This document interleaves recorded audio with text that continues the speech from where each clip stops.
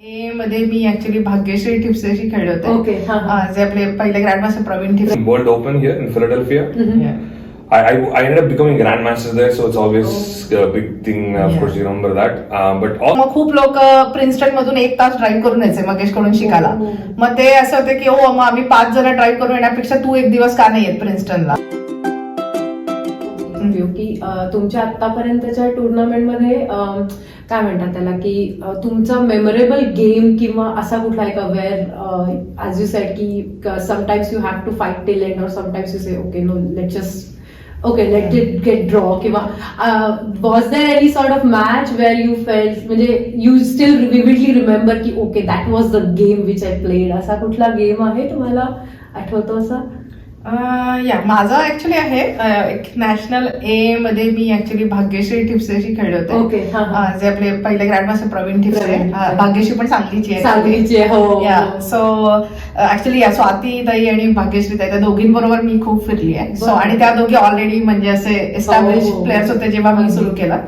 आणि अजून एक पल्लवी शाह म्हणून पण होती कोल्हापूरची. सो त्या तिघींमुळे ऍक्च्युली मी बऱ्यापैकी अजून जास्ती कोचिंगचं हे झालं. सो तिच्याशी खेळताना एकदा नॅशनल ए मध्ये एक गेम आहे जो म्हणजे मला मूव खेळताना म्हणजे it's unique move, it's not a normal move. So खेळताना मला बोर्डवर दिसली ती आणि मग त्यानंतर बरेच कोचेस असं होते की okay this is something unique म्हणजे गेम एका साईडला चाललाय but I just change the strategy आणि went to other side. So तो गेम माझ्या एकदम लक्षात येते मूव आणि हे म्हणजे अजून पण I can show that game very well.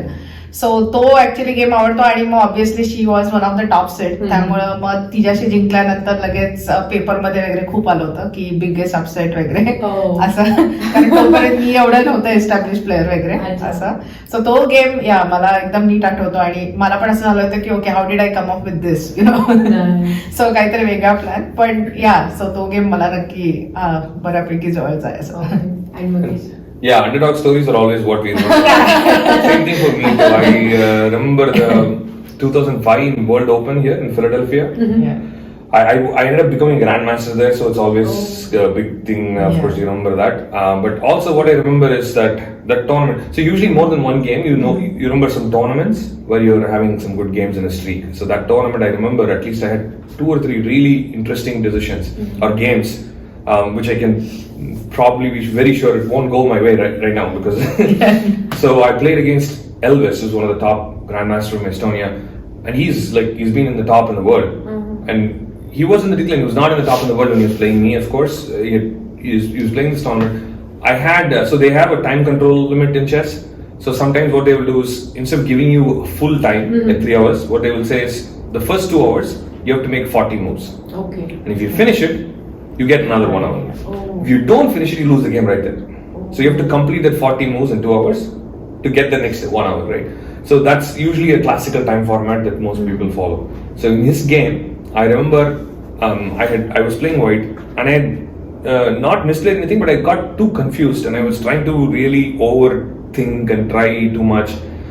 So by the time we reached like 17, 18 moves, I had like 1 minute left in the clock. So 1-2 minutes left in the clock, and he has more than an hour in the clock. And the position became too complicated. So at this point, I literally have close to 0%, 0.001% chance to win that game. So something interesting happened. He made the rookie mistake of playing fast and casual because I was low on time, and he thought I was going to lose. And then before the time control ended, he had to resign. So he lost the game. So this game again, like I said, it's absolutely no chance to happen again. very. If I play the same game like 1,000 times, I probably win once, and that was that. And then that set things in motion. So I started winning some games. It was a very average tournament until then. After I beat him, I had another grandmaster. I beat him again, and then so this time I was an international master. I was not the grandmaster, which is the top level. So I had 1 level below them. So the last round, there were a bunch of people at the top. Everyone's a grandmaster except me, right? So everyone's looking for the pairings, and they all want me. Obviously, because they're all at equal level, and they're like, oh, this one guy came up. If I play against him, I can beat him. So they're all looking for me. So I ended up playing against one grandmaster. The rest of the grandmasters, they ended up making draws. They're all like making draws. But the guy I was playing with, had the pressure to beat me. Oh. So it really worked in my favor. Uh-huh. So it was a very long game. That game went literally 6-7 hours. Wow. So it was against Alexander Shabalov, again a very, very strong grandmaster.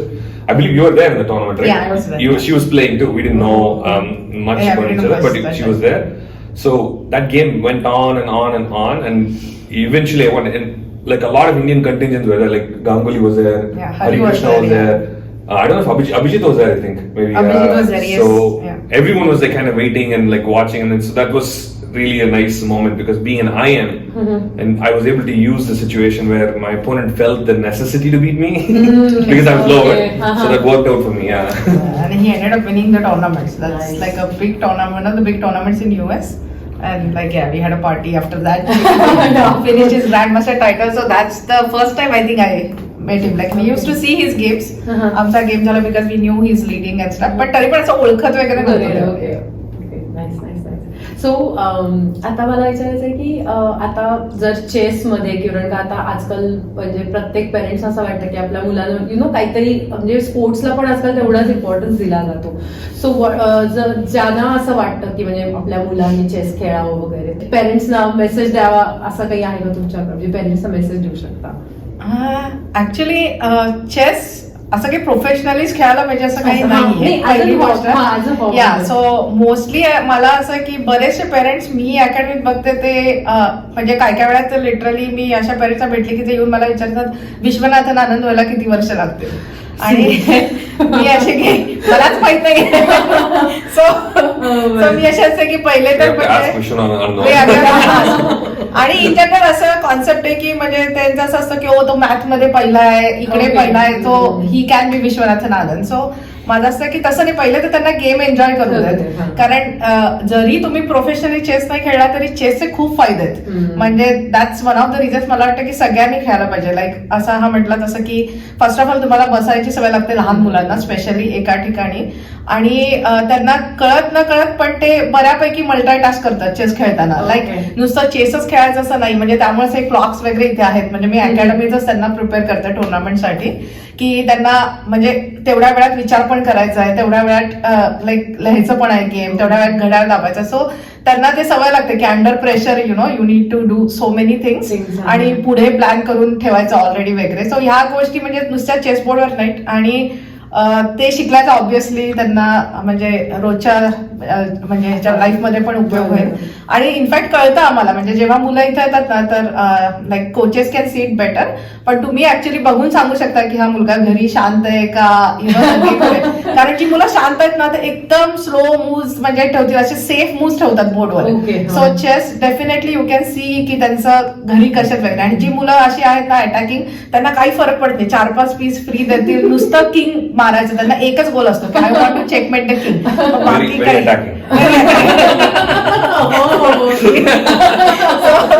म्हणजे आता असं होतं ना की प्रत्येक मुलगा आला की असं होतं की मला कळतंय की हा घरी शांत आहे खूप म्हणजे खेळण्यावरून. So chess definitely shows that की त्यामुळे माझं असं म्हणणं की इन जनरल जरी प्रोफेशनली नाही खेळलं तरी बाकीच्या गोष्टींबरोबर chess is definitely a good thing to introduce them. आणि around like 5.5-6 is the good age to introduce. म्हणजे तेव्हा कसं लाईक स्लोली जस्ट त्यांना इंटरेस्ट येऊन पण असं एकदम केलं की प्रॉब्लेम होता की चेसमध्ये पहिले खूप सोपं आहे पण नंतर इट गेट्स कॉम्प्लेक्स की असं. त्यामुळे आम्ही इथे काय करतो बेसिकली आम्ही करिक्युलम केलाय मगेशने डिझाईन केलाय actually curriculum. So we take them slowly through that step आणि once they get into professional then you start like की ओके आता private let's start a private coaching one पण एका level पर्यंत they don't need it. So पेरेंट्सना म्हणजे तसा message असं द्यायचं की पहिले त्यांना खेळू दे. कुठलाही मुलगा ऍक्च्युली चेस खेळू शकतो आणि जरी त्यांनी प्रोफेशनली नाही खेळले तरी it's a good game to know. म्हणजे असं काही क्लासलाच जायला पाहिजे वगैरे पण नाहीये. म्हणजे बरेचसे पेरेंट्स मला फोन करतात मी त्यांना सांगते की तुम्ही हे बुक्स फॉलो करा तुम्हाला क्लासला यायची पण काही गरज नाही पण लेट दे प्ले म्हणजे तेवढे खेळू दे. त्यामुळं त्यांना घरी ट्राय करू दे. बेसिकली घरी try in fact I can give you some links सगळे पेरेंट्स ट्राय करू शकतात त्यांना आवडतं आणि जर त्यांना आवडलं तर या म्हणजे they can put them in any chess class. ह्या लिंक्स मी ज्या अनुप्रिता देईल त्या लिंक्स मी खाली डिस्क्रिप्शन बॉक्स मध्ये देते. आणि coming to your chess academy kings and queens chess academy. So I would like to know more about your academy. म्हणजे तुम्ही कशी सुरुवात केली वेन डिड यू थिंक की okay now we have to pass on the knowledge to become a coach, त्या दृष्टीने तुम्ही academy सुरू केली. तो would like to know more about your academy ना. Sure. So, I started teaching a long time ago. Okay. Back in college, I used to teach just on the side. My very first student was a doctor. Oh. So we used to meet at Starbucks, and he really enjoyed the game. So I used to do that just on the side to get some expenses covered and something like that. And there were a lot of other things happen. It so happened that I didn't end up. Like, I finished my master's in computer science. I was about to take a job in that and go mainstream into computer science and IT, but some things changed, and eventually I ended up deciding that I'll stay in chess. So that's when we thought, okay, we're not married at that point yet. So I thought, okay, I'll start teaching. So I found a teacher in New Jersey. His name is Dean Ippolito. He's an international master, had an established academy. Through a contact, I found him, and he hired me for a job. Okay. But all along I wanted to do something on my own, so I told him that. So the first 2-3 years I worked for him. That's when we got married. And when we both आम्ही actually असं business आणि academy सुरू करायचं असं केलं नाही. So काय होतं, आम्ही न्यू जर्सी मध्ये होतो आणि आम्ही ऑलमोस्ट तेव्हा ऍक्च्युली ह्याच्याकडे ग्रीन कार्ड होतं आणि माझ्याकडे नव्हतं. सो आम्ही पहिले 2-3 वर्ष लग्नानंतर मी व्हिजिटर विजावर यायचे, मग युरोपमध्ये 6 महिने टुर्नामेंट खेळायचो, असं भेटायचो. सो आम्हाला काही असं शिकवायचं नव्हतं. पण मग जेव्हा युएस मध्ये असायचो तेव्हा काय व्हायचं की लोक बघायचे टुर्नामेंट आणि ते म्हणजे तुम्ही शिकवा. मग आम्ही असं होतं की आम्ही त्यांना ते सांगायचो की आम्ही ते कंटिन्युअसली नसणार आहे. सो पण ठीक आहे. मग असं सुरू झालं ऍक्च्युली न्यू जर्सीत. मग घरी ऍक्च्युली ह्याच्याकडे 2-3 मुलं यायचे. मग मी असताना माझ्याकडे यायला लागले 2-3 मुलं. मग असं सुरू झालं. पण मग ते असं इट्स लाईक ऑर्गॅनिकल ग्रोथ. आम्ही कधीच असं ऍडव्हर्टाईज वगैरे केलं नाही. मग त्या पेरेंट्सनी सांगितलं. मग थोड्या दिवसांनी आम्हाला अचानक लक्षात आलं की ट्रॅफिकचा प्रॉब्लेम होता अपार्टमेंटमध्ये. लोक कंप्लेंट करायला लागलेत की मुलं खूप आहे लागले. म्हणून आम्ही असंच जाऊन मग एक जागा रेंट केली न्यू जर्सीमध्ये. मग असं करत ते एकाचं, मग खूप लोक प्रिन्स्टन मधून 1 तास ड्राईव्ह करून यायचे मगेश कडून शिकायला. मग ते असं होते की मग आम्ही 5 जण ड्राईव्ह करून येण्यापेक्षा तू 1 दिवस का नाही येत प्रिन्स्टनला. मग तो तिकडे जायला लागला. मग तिकडे एक अकॅडमी. मग असं ग्रोथ झाली म्हणजे असं. आणि मग देन कॅरी म्हणजे इथले 2 मुलं, म्हणजे मुलगी एक माझ्याकडे यायची शिकायला. आणि मग तिच्या आईने की तुम्ही दोघं या इकडे ग्रँड मास्टर नाहीये आणि एक समर कॅम्प करा. सो आम्ही इकडे आलो होतो समर कॅम्प करायला आणि ऑलमोस्ट 40 मुलं होती. असं मगेशला बघायला आले होते मी असे होते. आणि मग त्यानंतर ते म्हटले तू ऍटलीस्ट एकदा तरी ये महिन्यातून. पण मग मगेश असं होतं की ठीक आहे चला ट्राय करू. सो आम्ही न्यू जर्सीत असताना मगेश दर मंगळवारी फ्लाय करायचा कॅरीला. मंगळवार बुधवार इकडे शिकून गुरुवारी परत यायचं न्यू जर्सीला. सो असं करत करत फायनली आम्हाला दोघांना हे गाव आवडलं. सो आम्ही इकडे मूव्ह झालो. तर न्यू जर्सीला कोचेस आहेत दुसरे. सो असं करत ही 3री अकॅडमी सुरू झाली. सो असं म्हणजे इन जनरल असं काही सुरू करायचं म्हणून केलं नाही. Organic just happen. या. आणि मग त्यानंतर ऑब्व्हियसली बरेच स्टुडंट आहेत आता. म्हणजे I don't know if you know Abhimanyu Mishra पण आहे. सो त्याच्याबरोबर ऍक्च्युली मी शिकवायचे. आणि मग नंतर अजून एक ग्रँड मास्टर आहे अरुण प्रसाद न्यू जर्सीमध्ये. He is Abhimanyu's main coach after me. So तो होता. मग असं मग ते मोटिवेशन मिळत जातं ना की ओके म्हणजे काहीतरी आपल्याला शिकवणं होतंय. तर मग असं करत करत ते असं मोठं झालं आता. पण असं करायचंच असं काही डोक्यात नव्हतं. कारण आम्हाला अजूनही खेळायला आवडतं. अजूनही कधी कधी वाईट वाटतं की अरे पटकन उठून असं 2-3 महिने जाता येत नाही युरोपमध्ये. आता प्लॅन करायला लागतं समर मध्ये. मग असं एवढे 2च वीक आहेत वगैरे असं. पण तसं सुरू झालं म्हणजे शिकवणं. आणि मग तुमच्या आता तू अभिमन्यू मिश्रा त्यांच्याबद्दल बोललीस. पण मग तसं तुमच्या काही स्टुडंट सक्सेस स्टोरीज किंवा असं त्यांची, I think Magesh you have mentioned about the US Nationals, I think last week you were there. So was there any student success story और there kind of any experience की okay असं is there any? Yeah. So this nationals we had this is a grade nationals. So everyone will play against students in their own grade. Okay. So every year there are 2 different nationals that happens in US. The end of the year is usually called the grade nationals.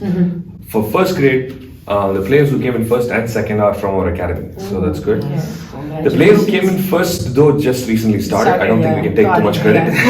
But we're still happy that I mean तो लहान आहे but he's really talented. Me actually तुमच्या Facebook page वरती बघितलं होतं की he is in just first grade and he came first. So it's good, but mostly I would say about 90% of our students learn chess for fun. They enjoy it and they play. More than the success stories with of course, we have Abhimanyu and others who go on to become GMs and very strong. So we have at least 4 students who studied in our academy who went on to become grandmasters eventually, which is very nice. But I also like the fact that I'll get messages occasionally from students who are in different colleges or actually in like full-time job, and then I will know that they're following chess and they're watching some games. They're doing something. Some of them will come back to do some part-time classes with us and other things. That's what we like. So basically म्हणजे आता almost 10-12 वर्ष झाली. So मी त्याला ते सांगते की अजूनही ही मुलं तेवढीच क्लोज आहेत. म्हणजे त्यांनी मगेश बरोबर सुरू केलं. आता they are studying in Stanford and all. पण जेव्हा पण न्यू जर्सीला येतात they still come to academy की coach Magesh, coach Anu, we want to teach for a month, we want to help with a summer camp, right. So they are still close to chess. That's what we love. की असं नाही की ते professionally chess खेळतात वगैरे, पण असं बघायला छान वाटते की अरे म्हणजे स्टॅनफर्ड मध्ये तेवढे शिकतात पण त्यांना अजून चेस तर तेवढंच आहे. So that's what like he said, that's what we consider as success. म्हणजे Absolutely right. So, how to connect with you guys, especially with the academy? म्हणजे आपल्या in and around RTP area आहेत किंवा not only in RTP area, पण जर तुम्हाला connect करायचं असेल तर how should they go? I mean, actually वेबसाईटची link आहे, गिव्ह यू दॅट. तिथे आहे ऍक्च्युली, तिथे माझा नंबर आहे connect, so they can connect me. आणि असं नाही की फक्त चेस क्लासेससाठी, इनफॅक्ट काही चेसचा क्वेश्चन असेल तरी मी सांगते लोकांना फोन करा.